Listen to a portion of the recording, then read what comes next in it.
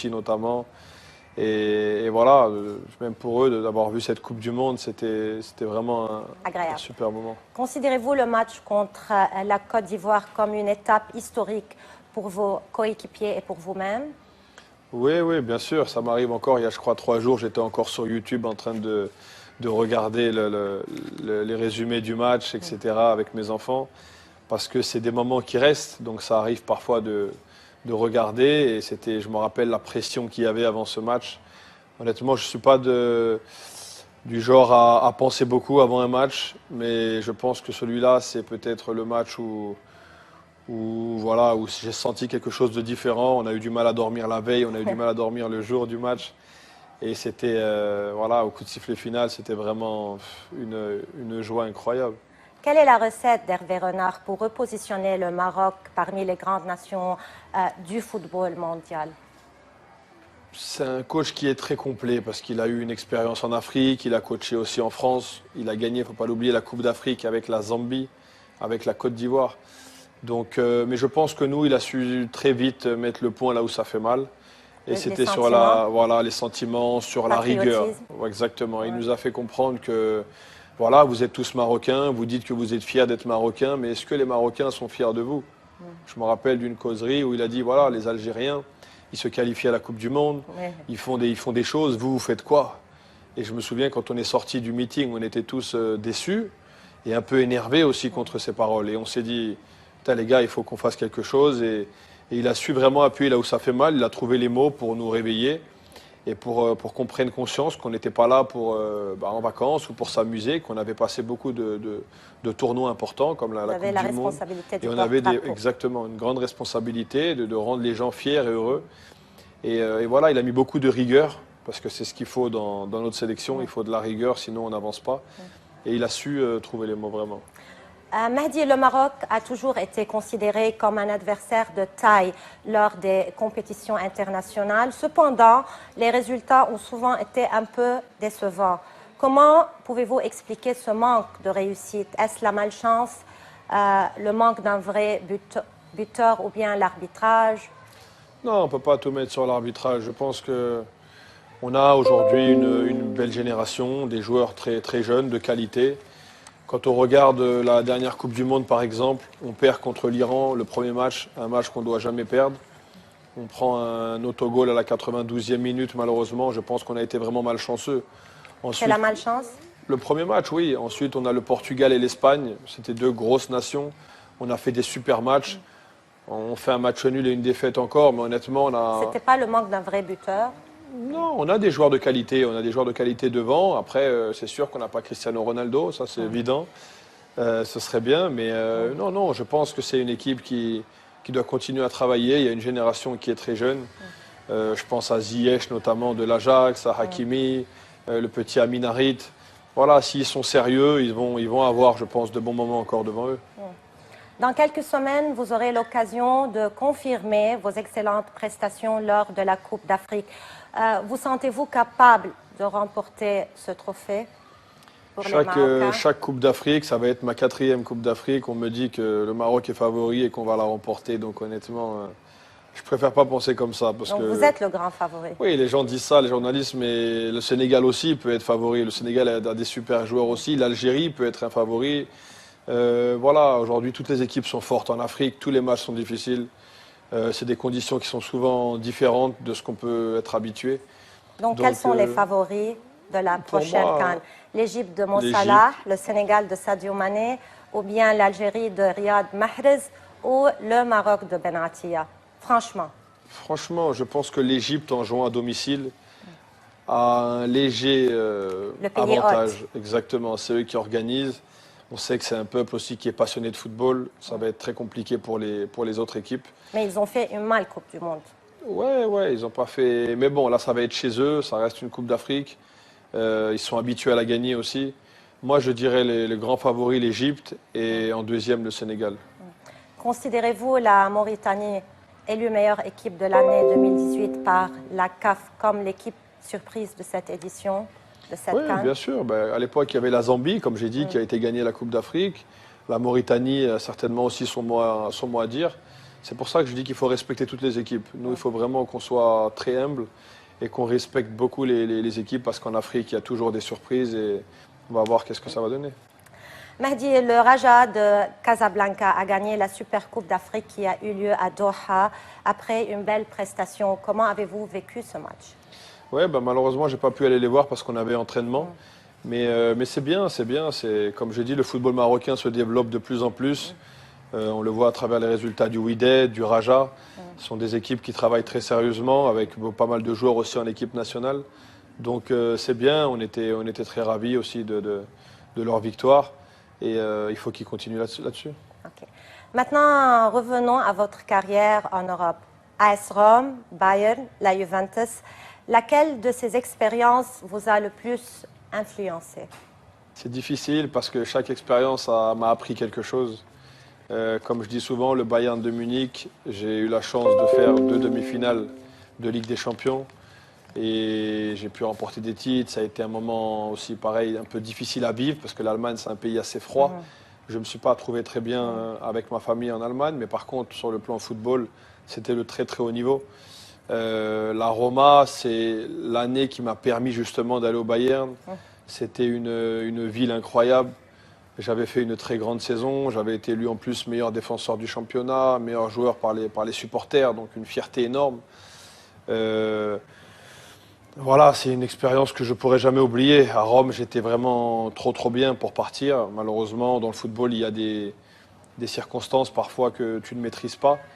Mais je garderai toujours dans mon cœur un coin voilà, je garde toujours la Roma dans mon cœur parce que c'était un moment incroyable. Et puis la Juve, voilà, c'est tout récent. J'ai encore beaucoup d'amis là-bas. C'est le haut niveau. La Juve, c'est la culture de la gagne. Et je pense que ces 3 clubs m'ont appris beaucoup dans ma carrière, mais aussi en tant qu'homme. Pouvez-vous nous dire ce que cela a représenté pour vous d'être choisi par le grand Pep Guardiola et quel impact a eu ce dernier sur votre carrière?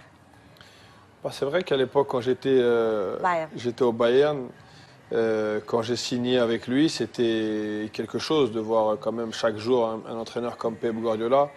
C'est un super entraîneur. Toujours quelqu'un qui est là pour améliorer le joueur. Et chaque jour, tu sens que tu progresses avec lui. Et c'est rare à ce niveau-là parce que même dans les grands clubs, il y a des entraîneurs qui mettent leurs choses en place.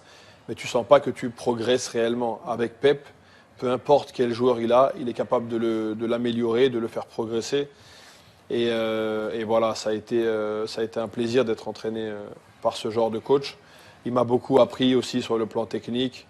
C'est quelqu'un qui trouve toujours la solution par le jeu, par le beau jeu, comme il dit lui. Et exactement. Et c'est une culture différente de ce que j'avais pu connaître en Italie, mais très agréable. Catenaccio. Exactement, c'est l'opposé. C'est l'opposé. Mahdi, après 2 ans avec les Bavarois, tu es revenu en Italie, mais cette fois-ci à la Juve, avec une philosophie et style de jeu différents. Comment s'est passée l'adaptation? C'était difficile? Non, je me sentais à la maison à peine arrivé parce que j'avais déjà la langue. Je connaissais pas mal de joueurs dans l'équipe. Donc en Italie, vraiment, c'est comme un peu mon deuxième pays parce que voilà, Le style de jeu, ouais, non, le style de jeu, c'était un peu comme j'ai connu à l'Udinese à l'époque, c'est-à-dire très solide défensivement et voilà, capable de gagner les matchs 1-0, 2-1. Et on voit aujourd'hui la Juve, c'est ça, c'est une équipe qui sait souffrir. Mahdi, entre Clermont et l'Udinese, il y a un sacré fossé. Comment avez-vous vécu ces premières semaines en Italie? Ça, c'était difficile. Ça a été un grand changement. Je me suis retrouvé avec ma femme et ma fille à l'époque. Ouais, c'était vraiment le grand écart parce que je connaissais rien. C'était une nouvelle culture, un nouveau pays, un grand défi. Voilà, c'était très difficile. Le premier mois, je pensais à partir. Je me suis dit que je ne vais pas rester longtemps ici. Et honnêtement, après, ça a été tout le contraire. J'ai appris la langue rapidement. Je pense qu'en 3-4 mois, je parlais un petit peu déjà. Je me faisais comprendre. Et ensuite, voilà, j'ai adoré le pays. Ceux qui connaissent l'Italie savent que c'est un pays vraiment qui est très chaleureux aussi. Donc, on avait des très bons résultats. Ça a été vraiment le tournant de ma carrière parce que là-bas, j'ai réussi à jouer avec continuité, à faire de très bons résultats. Et on m'a donné la confiance de suite. Et donc, je ne pourrai jamais oublier ce pays et cette expérience. Mahdi, tu es parmi les joueurs qui ont souffert du racisme. comment peut-on mettre fin à ce phénomène, mais surtout comment peut-on le surmonter en tant que joueur? Bah déjà, mettre fin, je pense qu'il faut être beaucoup plus sévère. Quand je vois dans tous les stades en Italie où ça arrive des cris de singe ou des insultes à Avec Moïse répétition, maintenant. voilà, avec le petit Moïse Kean. L'année dernière, c'était avec Blaise Matuidi, mais il y en a eu encore depuis. Il y a eu Koulibaly aussi à Napoli. C'est regrettable parce que les Italiens, en plus, je connais les Italiens, ils ne sont pas racistes. C'est une minorité de personnes qui fait ce genre de choses. Et je ne comprends pas pourquoi aujourd'hui, en 2019, on n'a pas les moyens. Qui est responsable? Pour FIFA? moi, c'est la FIFA, la Ligue aussi, la Ligue italienne de football, parce que c'est pas normal aujourd'hui, avec les moyens qu'on dispose dans le football, on ne peut pas mettre une caméra ou quelque chose pour pouvoir arrêter ce genre de personnes et les radier du stade à vie, parce que ces personnes n'ont rien à faire dans un stade de football. Et donc c'est malheureux parce que c'est ce qui gâche un peu le football italien. Moi, quand je regarde ça, j'entends ça dans les stades, je suis dégoûté. Je suis dégoûté, donc je pense que voilà. Après, concernant le joueur, j'en ai beaucoup parlé avec, que ce soit avec Matuidi, avec le petit Kean, etc. Parfois, on a envie de quitter le terrain. Tu te dis, on va quitter le terrain, c'est mieux. Mais quand tu réfléchis, c'est aussi leur donner raison. Oui, exactement. Je pense que le mieux, c'est gagnent de... si tu Voilà. quittes le terrain. Tu sais que ces gens-là, la plupart, c'est peut-être des pauvres gens qui sont même pas intelligents pour faire ça. Toi, quand tu réfléchis, tu es joueur de foot, tu joues à la Juve ou peu importe, tu joues en Serie A. C'est des envieux à l'arrivée, c'est des envieux, des gens qui sont frustrés. Et je pense qu'il ne faut même pas leur donner de l'importance. Mahdi, après ton expérience à Douhail, un retour en Europe est-il possible? Je commence à être âgé, mais on ne sait pas, on ne sait jamais. Dans le football, comme je t'ai dit, au mois de septembre, je parlais de prolonger mon contrat à la Juve et au mois de janvier, j'étais arrivé à Doha. Donc je suis bien placé pour savoir que dans le football, tout peut arriver. Si je dois rentrer, ce sera en Italie, je pense. Tu es proche d'AS Rome? Non, l'AS Rome, c'est un club qui restera toujours, comme j'ai dit, dans mon cœur pour ce que j'ai vécu là-bas. Mais non, aujourd'hui, il n'y a rien avec l'AS Rome. Mais si je dois rentrer, ce sera en Italie, c'est sûr, parce que la France, ça n'a jamais été dans mon programme. Quel club? Non, je ne sais pas, j'ai pas encore J'aime beaucoup la Juve, je sais, j'ai beaucoup d'amis. La Roma, c'est un club que j'apprécie énormément. Mais voilà, aujourd'hui, j'ai signé 2 ans et demi, je suis bien ici. On a lu un headline que Mahdi Ben Attia rêve de revenir à AS Rome et pas à la Juve. Non, ça, c'est des journalistes encore. J'ai fait une interview avant-hier, je pense, avec la Gazzetta dello Sport par rapport au match entre Rome et l'Udinese. Comme j'ai joué dans les 2 équipes, ils m'ont interviewé. Et donc c'est mal interprété. Voilà, la journaliste à la fin, elle me dit, mais c'est possible un jour dans ta carrière remettre les pieds à Rome, revenir à Rome, jouer. J'ai dit en italien on dit magari, ça veut dire c'est comme si on dit bah, pourquoi pas, tout est possible dans le football. Mais non, je respecte beaucoup trop la Juve aussi. Mais aujourd'hui je ne suis pas parti pour revenir. Ça c'est mon idée d'aujourd'hui. Maintenant on ne sait jamais comment les choses évoluent. Si demain je ne me sens pas bien ici ou je me sens plus bien et que je dois partir, en tout cas, je rentrerai en Italie. Où? Quel club? Je sais pas encore. Je sais pas du tout. Okay. Maintenant, Mahdi, on finit avec notre test de curiosité. Je vous pose maintenant des questions. Tu dois répondre en un mot, au maximum 2 mots. Ok. Ok? On va essayer. Que représente le titre de capitano pour toi? Une fierté. Ton plus beau souvenir en tant que joueur? Côte d'Ivoire, Maroc. Le pire? Champions League, Real Madrid, Juventus, un penalty très litigieux à la 93e minute. Je savais que tu vas répondre. Qui nous coûte, je pense, beaucoup plus que l'accès en demi-finale, parce que je suis persuadé que si on passe, on peut aller très loin après. Le meilleur joueur à ton poste à l'heure actuelle? Sergio Ramos. Le meilleur joueur du monde à l'heure actuelle? Cristiano Ronaldo. Et depuis des années. Le meilleur gardien de but avec qui tu as joué? Gianluigi Buffon. Donc entre Neuer et Buffon, tu choisis qui? Je choisis Buffon, mais c'est difficile. Dans quel club aurais-tu aimé jouer? Au Real de Madrid. Tu es passé par Udinese, AS Rome et la Juve. Quel a été ton club préféré en Italie? L'Udinese. Le coach qui a le plus influencé ta carrière? Guindolin, à l'Udinese. Allegri ou Pep Guardiola? Allegri. Messi ou Ronaldo? Ronaldo. Ben Attia vibre plus pour les Lions que pour les clubs. Oui Bien ou sûr. non? Bien sûr. C'est toute ma vie. C'est mon pays, c'est toute ma vie. Si tu n'avais pas été footballeur, qu'aurais-tu aimé faire? Alors là, je ne me pose même pas la question parce que ça aurait été vraiment pas quelque chose de très joli à mon avis. Parce que Journaliste? non, j'avais pas du tout les compétences déjà. J'ai même pas étudié. Malheureusement, j'ai un niveau scolaire qui était pas bon. Donc, Donc honnêtement, je sais pas.